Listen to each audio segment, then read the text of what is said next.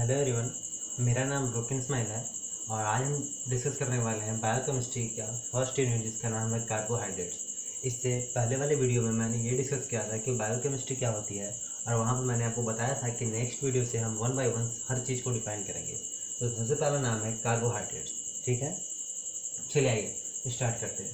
Carbohydrates क्या होता है? तो कार्बोहाइड्रेट्स एक तरह का पदार्थ होता है जिसको अगर हम उठा के से खा ले मुँह में तो हमको हमारे शरीर को ऊर्जा या शक्ति मिलती है। मतलब कार्बोहाइड्रेट्स वो पदार्थ होते हैं जिनको हम ऐसे खा लें तो हमारे शरीर में तुरंत ऊर्जा या एनर्जी आ जाएगी, या बोले तो शक्ति आ जाएगी। इसका मतलब अगर कोई पेशेंट कोई कमजोरी फील कर रहा है तो उसको तुरंत उठा के दे दो क्या, कार्बोहाइड्रेट खाने के लिए। ठीक है, अगर कार्बोहाइड्रेट की कमी हो जाए शरीर में तो हमको थकान महसूस हो सकती है, हमको हमेशा थकान कमजोरी फील होगा, चक्कर आने हो सकता है स्टार्ट हो जाए।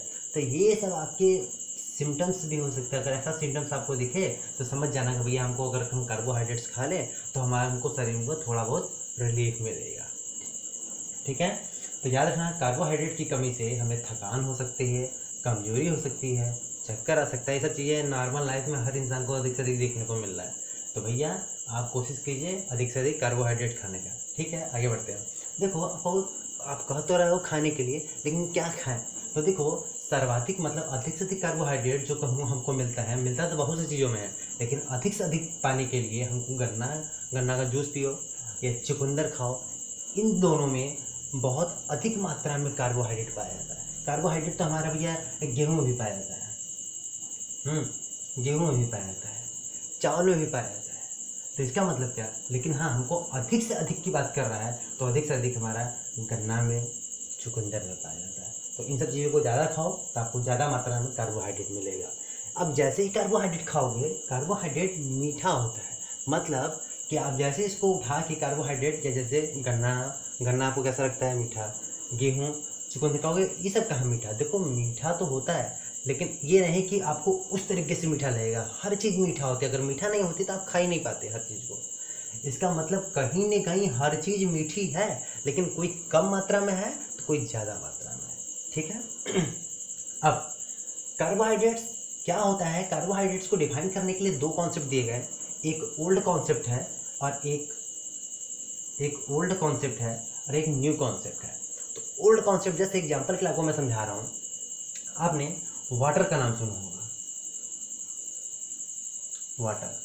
वाटर हमारा दो चीज़ से मिलकर बना होता है। एक होता है हाइड्रोजन और एक होता है ऑक्सीजन, जिसका मोलिकुलर फॉर्मूला होता है H2। मतलब वाटर दो चीज़ों से मिलकर बना हुआ है, हाइड्रोजन एंड ऑक्सीजन। और जहाँ पे हाइड्रोजन एंड ऑक्सीजन का जो रेशियो है वो है 2:1। देखो 2 और यहाँ पे कुछ नहीं तो 1। तो वाटर में हाइड्रोजन और ऑक्सीजन का जो रेशियो है वो क्या है? 2:1। इसी प्रकार कार्बोहाइड्रेट्स सब्सटेंस हमारा कार्बन, हाइड्रोजन और ऑक्सीजन, ये इन एलिमेंटों से मिलकर बना होता है। तथा इनमें कार्बन, हाइड्रोजन एंड ऑक्सीजन का जो रेशियो होता है वो होता है 1:2:1। ठीक है, मतलब कि कार्बोहाइड्रेट्स वो पदार्थ होते हैं जिसमें कार्बन, हाइड्रोजन और ऑक्सीजन का जो रेशियो होता है वो होता है 1:2:1। एग्जाम्पल के लिए आप यहाँ पे ले सकते हो एग्जाम्पल C6H12O6 ग्लूकोज का। अब ग्लूकोज C6H12O6, अगर इसमें आप कार्बन, हाइड्रोजन और ऑक्सीजन का अगर रेशियो निकालो तो आएगा हमारा 1:2:1। ठीक है, तो this is the ratio of carbon, hydrogen and oxygen. But ये जो कॉन्सेप्ट है जाके कॉन्सेप्ट फेल होता है। देखो फेल होता है तो उसके पीछे कुछ कारण होगा। बिल्कुल, देखिए क्या, ऐसे कि हम एक और कंपाउंड, जैसे एक और हम कंपाउंड मॉलिक्यूल्स ले रहे हैं HCHO। इसको सही से लिखें तो देखो एक कार्बन है तो एक कार्बन, दो हाइड्रोजन है तो H2O।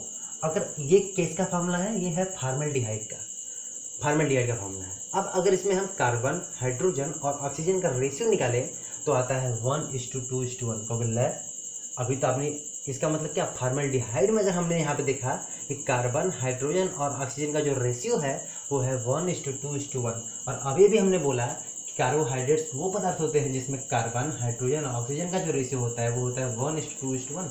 हो गया कार्बोहाइड्रेटों में वही चीज़, अगर फार्मेल्डिहाइडों में वही चीज़, दो चीज़ में सेम चीज़, मतलब इसका मतलब जाहिर सी बात है कि हम कहीं ना कहीं कुछ गलत पढ़ रहे थे। मतलब आपने यहाँ बोला कि कार्बन, हाइड्रोजन, ऑक्सीजन में 1:2:1 का रेशियो होता है, और यहाँ भी वही दिख रहा है कि फार्मेल्डिहाइड में भी डिफरेंट में सेम चीज़। इसका मतलब हमारा इसी जगह जाके ये कॉन्सेप्ट क्या होता है, फेल हो जाता है ना। तो हमारा ये जो कॉन्सेप्ट था इसको बोलते हैं ओल्ड कॉन्सेप्ट, ये जाके हमारा फेल होता है, और एक न्यू कॉन्सेप्ट दिया गया है। न्यू कॉन्सेप्ट क्या कहता है, न्यू कॉन्सेप्ट कहता है कार्बोहाइड्रेट्स वो पदार्थ होते हैं जो इस फॉर्म में होते हैं, CmH2n, CM दिख रहा है, CmH2n, जहाँ पे यम और यन आपस में बराबर हो भी सकते हैं और नहीं भी बराबर हो सकते हैं। अगर हम बात करते एग्जाम्पल के लिए, यम बराबर मान लेते हैं 3, मान ले 6, और यन बराबर मान ले हम 6, मतलब यम और यन को हमने क्या मान लिया, बराबर मान लिया। तो रखो इसमें, तो हमको जैसे रखेंगे C6H, यहाँ पे n की वैल्यू 6, 6 दूना 12 O6। ये क्या है, this is the formula of इसका ग्लूकोज। तो हमारा ये ग्लूकोज का C6H12O6, ठीक है। अब इसके आगे बढ़ते हैं, देखो कार्बोहाइड्रेट्स, अब क्लासिफिकेशन करते हैं, क्लासिफिकेशन ऑफ कार्बोहाइड्रेट्स। तो कार्बोहाइड्रेट्स कितने टाइप का होता है, अब हम इसके बारे में डिस्कस करते हैं। देखो, जब किसी भी चीज़ को बांटा जाता है तो बांटने के पीछे एक कारण होता है, एक बेस होता है। एग्जाम्पल के लिए, जैसे आपके पापा की मान लो जायदाद है, जायदाद उसको बांट रहे हैं, तो बांटने के पीछे बहुत कारण है। हो सकता है सारे लड़के बड़े बड़े हो गए हो तब बांट रहे हो, या हो सकता है अब उनकी उम्र नहीं है जिंदा रहने की, तब हो सकता है इसलिए बांट रहे हो। तो जब कोई भी चीज़ बांटी जाती है तो बांटने के पीछे एक बेस होता है, एक कारण होता है।